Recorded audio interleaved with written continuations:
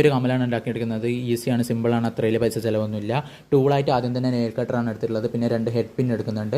അതെല്ലാം നിങ്ങൾക്ക് ഓൺലൈനിൽ കിട്ടും. ഇതിൻ്റെ സാധനങ്ങളൊക്കെ നിങ്ങൾക്ക് ഓൺലൈനിൽ കിട്ടും, ടൂൾസും കാര്യങ്ങളൊക്കെ. പിന്നെ 2 ബീഡ് എടുത്തിട്ടുണ്ട്, സീക്വൻസ് എടുത്തിട്ടുണ്ട്, 2 കൊളുത്തും 2 ജംപറിങ്ങും എടുത്തിട്ടുണ്ട്.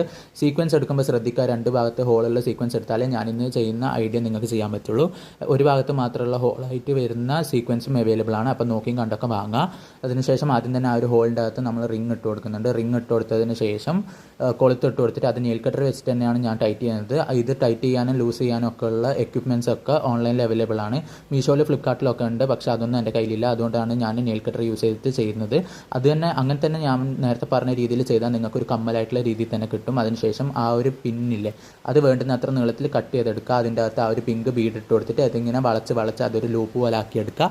അതിനുശേഷം ആ ഒരു ലൂപ്പ് തുറന്നിട്ട് നമ്മൾ ആ ഒരു സീക്വൻസിൻ്റെ രണ്ടാമത്തെ ഹോളിൽ അതിൻ്റെ അകത്ത് ഈ ഒരു ലൂപ്പ് ഇട്ട് കൊടുത്തിട്ട് ടൈറ്റ് ചെയ്യുകയാണ്